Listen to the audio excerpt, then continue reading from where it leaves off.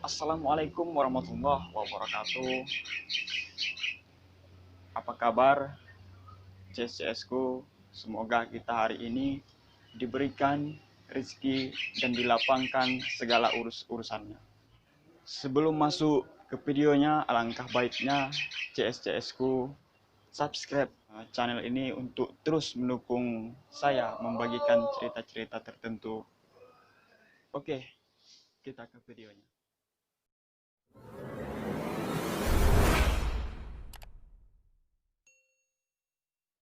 Halo, nama gue Doni.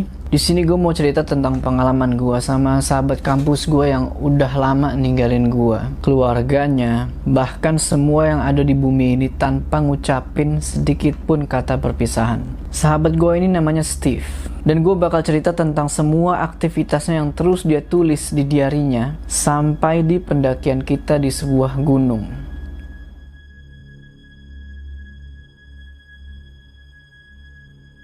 Pagi itu lumayan cerah. Gue langsung pergi ke kamar mandi buat cuci muka. Pas gue liat di kaca, muka gue lumayan kusut lah. Bukan karena gak tidur semalam, tapi karena cewek gue. Cewek gue, kenapa lo sakiti gue lebih dari apa yang gue rasain selama ini? Hari itu hari Senin. Gue mutusin buat keluar rumah dan pergi ke kampus. Rumah gue ini sebenarnya dulu bahagia, tapi sekarang pagi itu gue langsung naik Kopaja bobrok yang sopirnya itu ugal-ugalan banget. Sampai-sampai sopir bajai marah karena hampir diserempet. Tapi ya udahlah. Sesampainya di kampus, gue ketemu sama cewek gue dan gue nanya, "Pagi, kamu ada kuliah nggak pagi ini?" Tapi dia malah bilang gini, lo kan udah tahu kalau gue ogah sama lo lagi. Sana pergi. Ini udah zaman 80-an tahu. Gak usah cari-cari perhatian kayak gitu lagi." Setelah ngomong gitu, dia pergi ninggalin gue. Gue mikir, apa karena gue sekarang naik Kopaja, dia jadi begitu? Apa perlu gue naik Corolla supaya dia mau sayang sama gue? Cuman buku diari ini yang bisa nerima semua keluhan gua. Setelah itu, Doni datang dan bilang ke gua, "Hai Steve, lo nggak ikut ke Semeru? Gua udah gak ada doku, Bung. Udah miskin kayak lo pada. Bokap gua udah ninggalin kita semua sekeluarga." Apa lo kata, Bung? Bukannya lo orang kaya 7 turunan? Turunan kali? Sorry, gue tahu lo udah miskin sekarang. Tapi tenang, lu masih punya Doni yang super kaya ini sebagai temanmu. Emang, selain buku diari ini, cuman Doni yang selalu support gua. Dia emang anak orang kaya, tapi dulu dia lebih miskin dari gua. Dulu, 1 semester yang lalu. 1 semester sebelum bokap gua digondol perempuan lain. Kalau nggak ada hukum di negara ini, sorry, udah gue matiin itu perempuan. Doni bilang lagi, Gimana, Bung? Ayo, ikut aja udah. gue mikir, dulu gue bisa aja ngajak satu kelas ke Semeru. Tapi sekarang, udah miskin, ditinggal cewek, gak bisa nyalurin hobi lagi. Udah, Steve, gak usah ngelamun gitu. Gue dulu juga sering lo bayarin kan? Sekarang gantian, oke? Kapan berangkatnya, Bung? Ntar kalau mama ngizinin, gue langsung hubungin lu. Oke, Bung, gue tunggu. Gue baru sadar, kalau udah seharian di kampus dan gue belum makan. Ya, gimana mau makan? Buat naik Kopaja aja gue bingung. Singkat cerita, gue pulang dan minta izin ke nyokap buat ke Semeru, dan diizinin.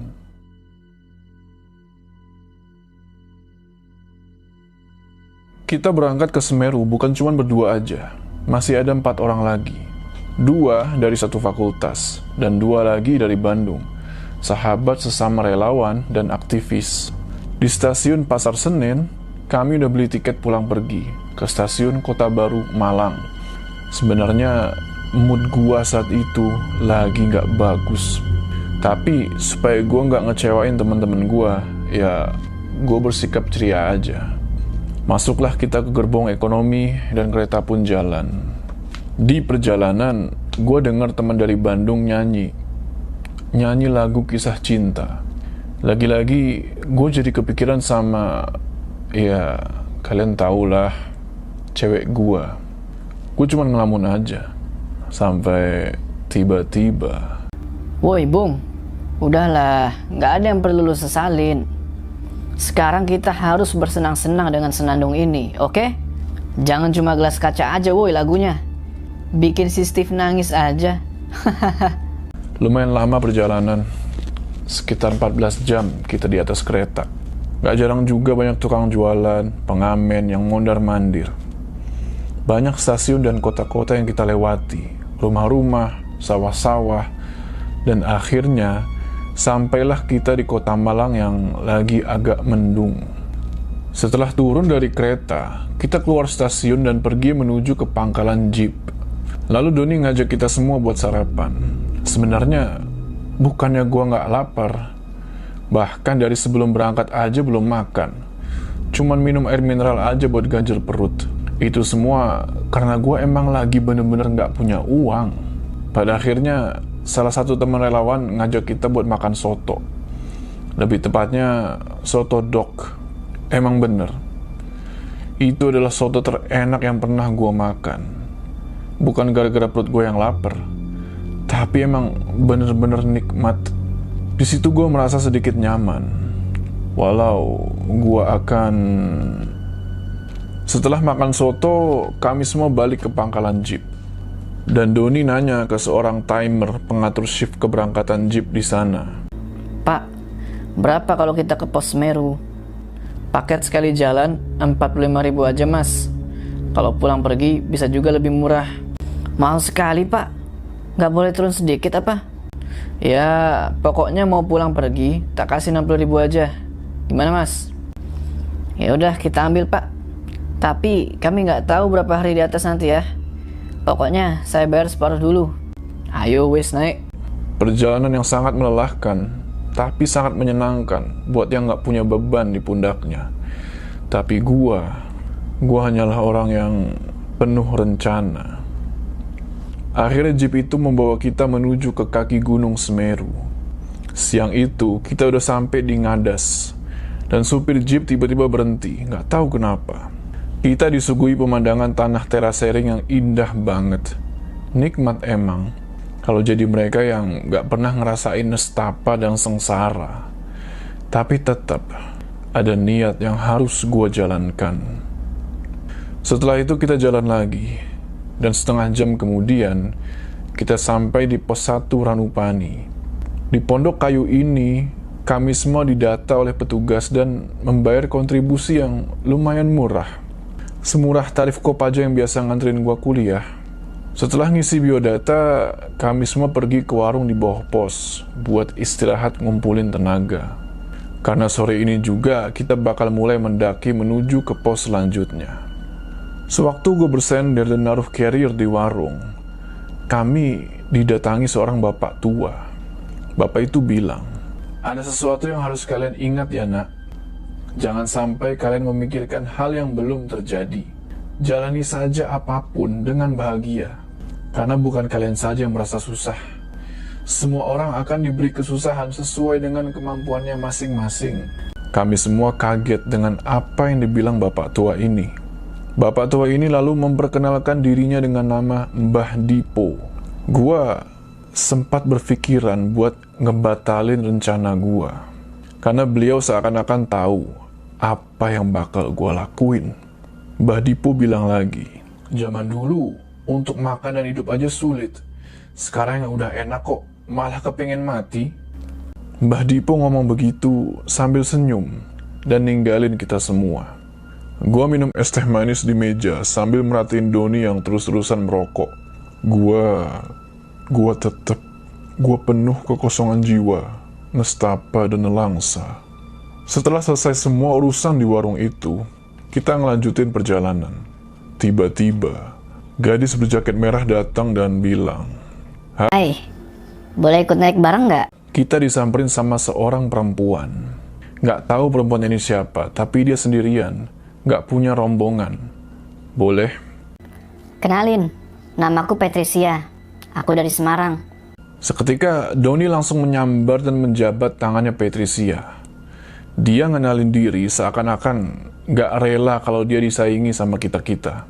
Di situ gue sempet lupa sama masalah-masalah gue dan ikut ketawa karena kekonyolan si Doni. Pendakian dimulai. 4 orang ada di depan. Doni di posisi kelima, gue sama Patricia di paling belakang. Kita terus jalan sampai Doni bilang, Kenapa lo diem aja dari tadi, woi? Gak mau ngobrol apa sama bidadari di belakang gue ini? sebenarnya gue takut mau ngomong sama cewek di depan gue ini. Iya. Emang lagi mikir siapa, Mas? Dari tadi kayak yang kurang suka gitu sama aku. Aku lagi Tuhan, kenapa malah anu aja ini? Jangan grogi, Bung. Santai aja. Enggak kok mbak, gue asik-asik aja kok. Teman-teman pada ketawa. Sengaja gue bikin mereka ketawa, supaya kegelisahan gue nggak terlihat sama mereka. Biarin aja lah, gue sendiri yang ngerasain. Kita semua terus jalan. Langit udah mulai memerah. Aduh, indah banget waktu ini. Buat rencana yang gue rasa... Cepetan, Bung, jalannya. Kita keburu gelap loh kalau lu kayak siput gitu. Teman-teman udah jauh di depan loh. Dalam hati, gue bilang ke Doni, andai lu ngerasain beban yang gue pikul, gue yakin lu juga bakal lambat jalannya. Gue bilang, oke Bung, tenang aja. Masa gue kalah sama Patricia? Pada akhirnya, sampailah kita di tepi Ranu Kumbolo. Kita bangun tenda dan masak-masak. Sedangkan gue masih menulis di diary ini. Tiba-tiba, Patricia bilang, Steven, bisa kesini? Aku minta tolong benerin resleting jaketku dong. dalam hati gue bicara lagi. Coba cewek gue bisa kayak gini, manja, selalu minta tolong sama gue. Pasti gue bakal jadi laki-laki paling bahagia di dunia. Tapi cewek gue cuma ngeliat gue karena harta gue. Akhirnya Patricia ngagetin gue karena gue cuma bengong aja. Dan gue bilang, oke tenang aja, gue bisa kok benerin resletingnya. Cuma gue... Kenapa, woi? Tolongin buka aja. Orang emang gak bisa dibuka, gak usah ngeres. Akhirnya sambil gemeteran, gue buka resletingnya dan di situ gue seneng. Seneng karena dianggap menjadi laki-laki yang bener laki-laki. Kalau gue bisa milih, gue bakal milih perempuan pendaki. Sampai di sini diary Steve udah nggak ada catatan lagi. Tapi gue bisa ceritain apa yang kita lakuin di Ranu Kumbolo dan seterusnya. Sorry Steve, maafin gue yang bakal ngebuka diary lu ini. Gue pengen sahabat gue ini bahagia. Setelah itu gue ajak Steve buat makan dan dia cuma ngangguk. Sehabis makan kita semua saling bercengkrama. Gue bilang ke Steve, lu nggak dingin Bung? Itu ada rokok kalau lu mau. Gue sebenarnya tahu kalau Steve ini nggak ngerokok karena gue sendiri yang nganterin dia ke unit radiologi di rumah sakit sebelah kampus. Tapi pikir gue, siapa tahu dengan ngerokok dia bisa lebih bahagia. Singkat cerita, pagi tiba. Steve bilang, Ayo kita teruskan perjalanan kita Bung. Udah lumayan deket kayaknya. gue emang belum pernah naik ke Semeru, tapi gue sadar kalau puncak itu masih jauh. Kenapa dia tiba-tiba bilang deket? Gue beresin bekas-bekas sampah kita, gue masukin ke plastik sampah, gue rapiin semua peralatan gue, dan kita ngelanjutin perjalanan. Perjalanan ke pos Cemoro Kandang. Gue yang tetap berada di posisi tengah, kaget, karena dari belakang Steve bilang, Bung, jangan sampai lu lihat ke belakang. Entar lu gak punya pasangan sejati lo, hehe. Oke Bung, gue gak akan oleh ke belakang. Pantangan juga sih buat gue, dan harusnya lu lihat ke belakang. Kita jalan, untungnya nggak ada banyak rintangan. Sekitar kurang dari 1 jam, kita udah ngelewatin tanjakan Cinta dan Padang Sabana. Terus temen gue yang paling depan teriak, Woi Bung, jangan sampai tergores, atau lo makan ya bunga itu, bisa mampus lu. Ketua rombongan gue ngejelasin, kalau itu adalah bunga warna ungu, namanya Verbena barsiliensis. Indah banget pemandangan saat itu. Sebenarnya kaki gue udah pegel. Cuman karena ngeliat pemandangan itu, jadi gak berasa. Kita jalan terus sampai Cemoro Kandang. Dan tiba-tiba ketua gue bilang, si Steve mana Bung? Kok gak kelihatan? Gue kaget bukan main. Patricia juga kaget karena dia ngerasa kalau dari tadi Steve itu masih di belakang dia. Temen gue hilang. Kita semua bener-bener kebingungan di situ sambil nyari-nyari di mana Steve. Tiba-tiba ada suara. Tenang, tenang. Aku akan berusaha nyari cara supaya kita bisa ketemu sama Steve. Nama saya Suko. Aku dari kota sini, Mas. Gue lihat dari penampilannya, Suko ini kelihatannya kayak pendaki yang cukup berpengalaman lah di Gunung Semeru. Dan gue yakin kalau sahabat gue bisa ditemuin. Gak lama setelah itu Suko bilang, Mas, Mbak, kita berdoa aja ya. Yang aku tahu teman Mas udah dibawa pergi sama. Di situ gue sontak marah. Gue bilang, woi, jangan asal ngomong kamu. Nyari aja belum kok. Terus Suko bilang lagi, begini Mas, kita harus berdoa selalu. Bukankah berdoa itu bagus buat kita dan bagi teman Mas yang hilang di Kalimati itu? Di Kalimati? Kita kan ada di sini sekarang. Kok sekarang ke Kalimati segala? Ya, teman kalian ada di Kalimati sekarang. Tapi tenang aja, mungkin dia lagi ingin menyendiri. Gue nanya, terus kita gimana? Suko terus nyaranin kita buat bangun tenda dan bermalam di situ. Gak perlu ngelanjutin perjalanan sebelum Steve ditemuin. Gak terasa sekarang udah malam lagi. Kita bangun tenda sesuai dengan arahannya Suko. Suko ini dia itu adalah seorang anggota Mapala dari sebuah perguruan tinggi di Malang. Tentunya dia lebih paham lah sama jalur Semeru ini. Suko juga nyaranin kalau mau turun ke bawah atau buang hajat, jangan sampai sendirian, harus bawa temen. Terus Patricia nanya ke Suko, Mas, kamu ini manusia kan? Mbaknya lucu ya. Aku ini manusia, Mbak. Aku ini pemuda desa kota. Sebentar lagi bakal wisuda.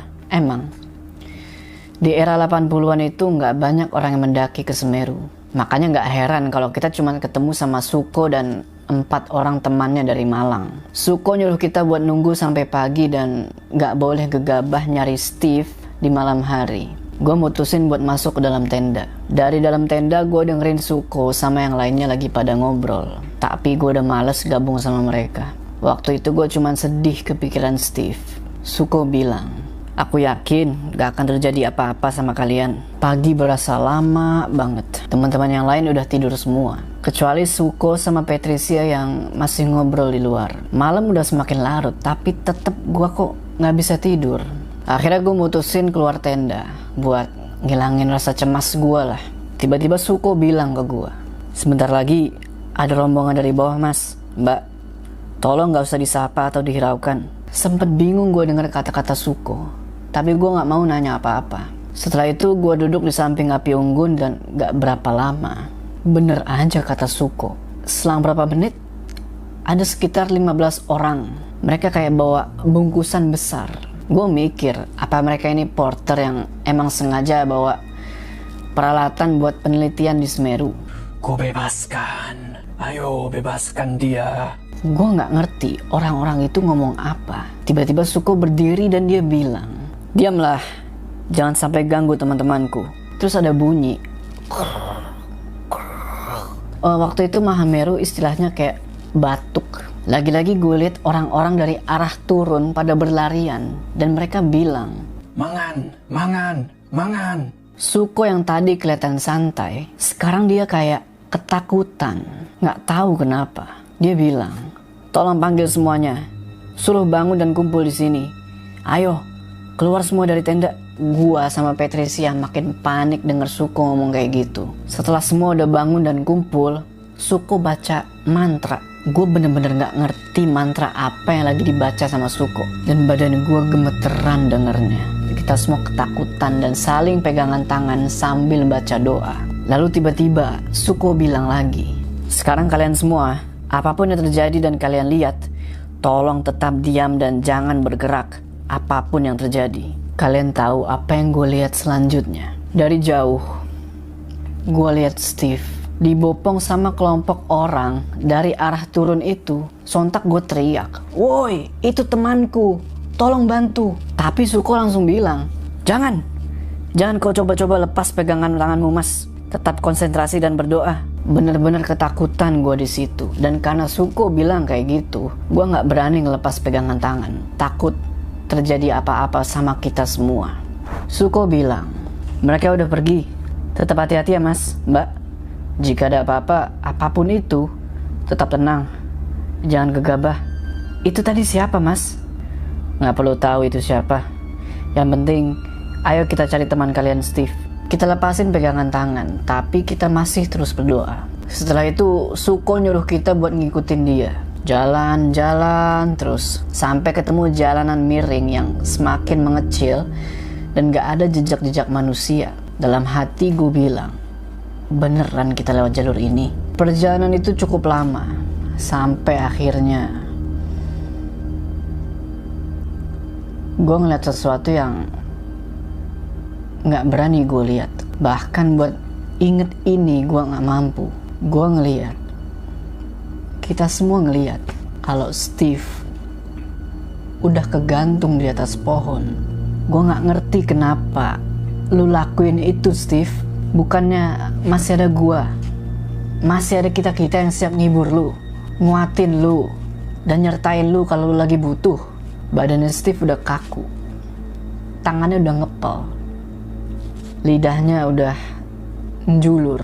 Yang ada di pikiran gua cuma, kenapa? Suko bilang, udahlah, ini udah takdir dia, mari kita turunkan. Bukannya kita harus nunggu petugas evakuasi dulu biar gak dapet masalah? Foto aja dengan kodakmu, nanti foto itu yang kita gunain sebagai saksi. Gak mungkin kita bawa, kita harus kubur segera di sini. Kasihan temenmu bila harus. Apa gak bisa kita evakuasi dan kita bawa ke pos bawah, Bung? Kalau meninggal karena kecelakaan wajar, wajib kita bawa turun. Kalau seperti ini, apa kalian gak kasihan mati karena gantung diri? Ya udah, akhirnya dituruninlah Steve dari atas pohon itu. Gua sama Patricia cuma bisa ngelihat prosesnya. Suko bilang lagi, wis, apa sudah kalian ambil gambarnya? Sekarang juga kita harus kuburin sama-sama. Setelah kita selesai nguburin Steve, kita mutusin buat langsung turun ke Ranukumbolo buat istirahat dan bangun tenda di sana. Singkat cerita, cuma sekitar kurang dari 2 jam kita udah sampai di Ranukumbolo. Kita diriin tenda buat api unggun, masak, masih dengan rasa sedih yang dalam. Suko bilang, tenang mas, kita harus bicara sejujurnya nanti di bawah sama petugas pos jaga apa yang terjadi di atas. Tapi gue nolak. Gue gak mau nama Steve jadi aib buat dia dan keluarganya.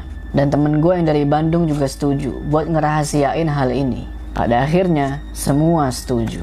Satu persatu teman-teman gue mulai masuk tenda dan istirahat. Tinggal gue yang masih susah buat tidur.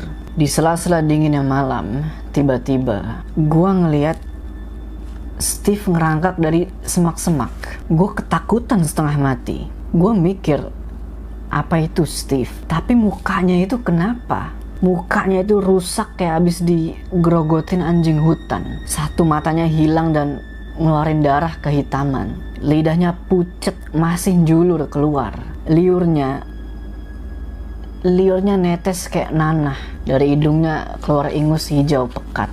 Gue takut, jijik, tapi gue kasihan sama dia. Semakin lama dia semakin mendekat. Tiba-tiba, berhenti, jangan kau teruskan. Alammu beda dengan alamku dan teman-temanku. Balik sekarang.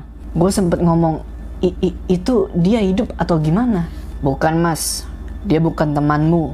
Dia adalah sebangsa demit hutan yang selalu menarik perhatian dan nanti akan menyesatkan korbannya. Nggak terasa malam sudah berganti pagi. Patricia langsung ngajak kita semua buat beresin peralatan dan pulang.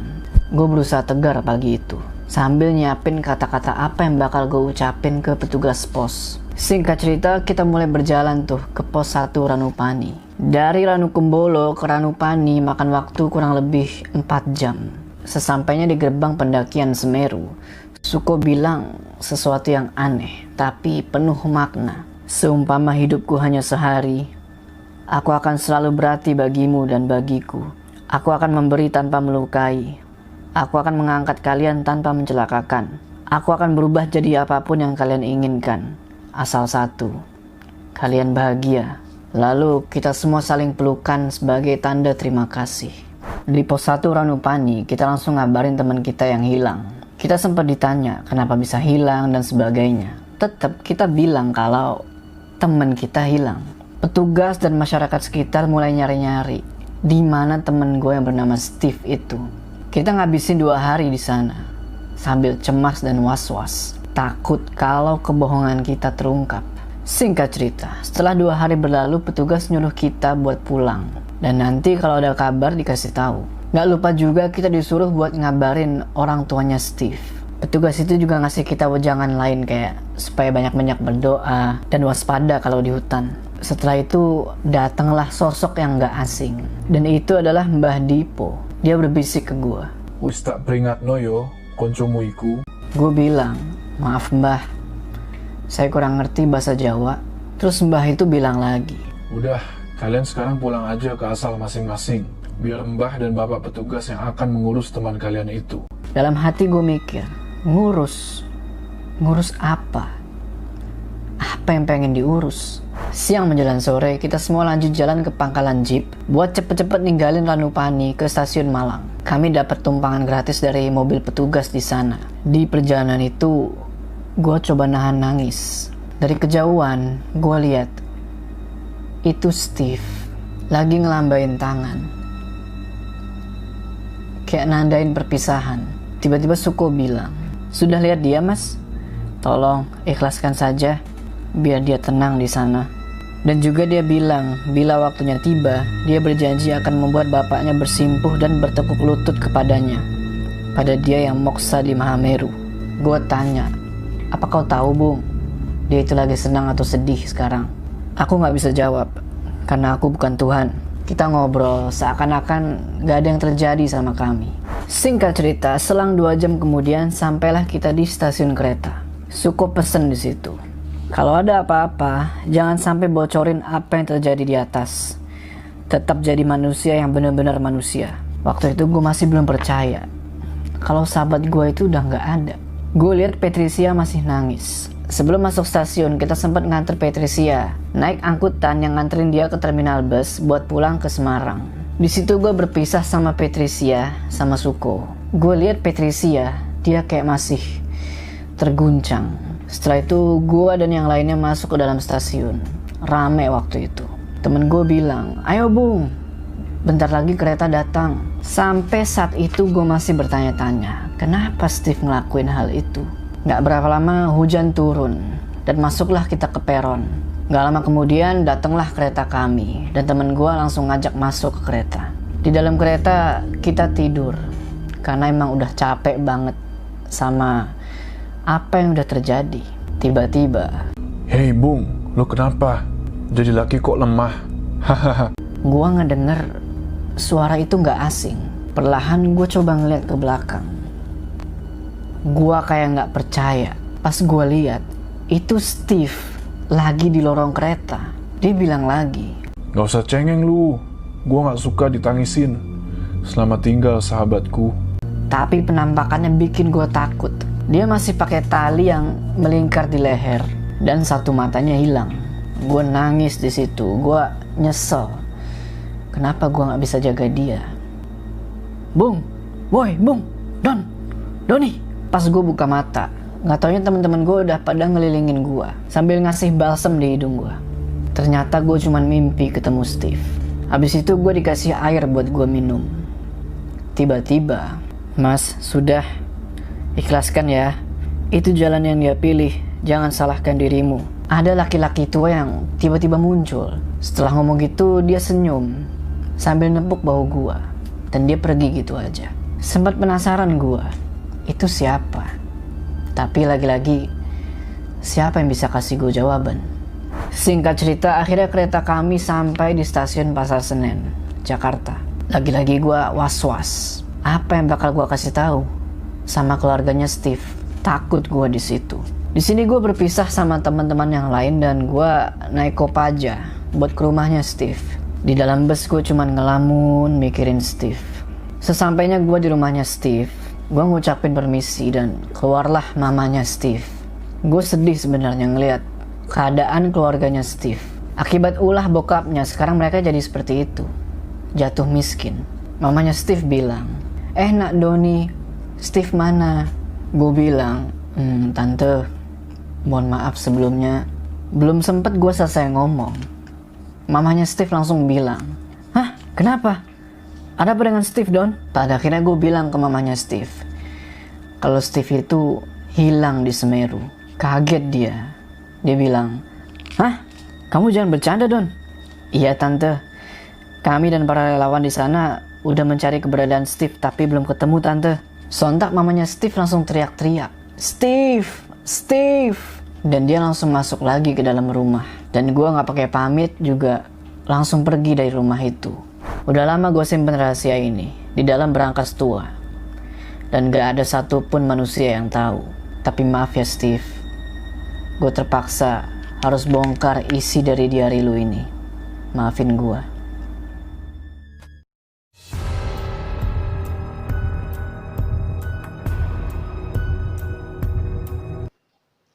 Saya akhiri pamit. Assalamualaikum warahmatullahi wabarakatuh.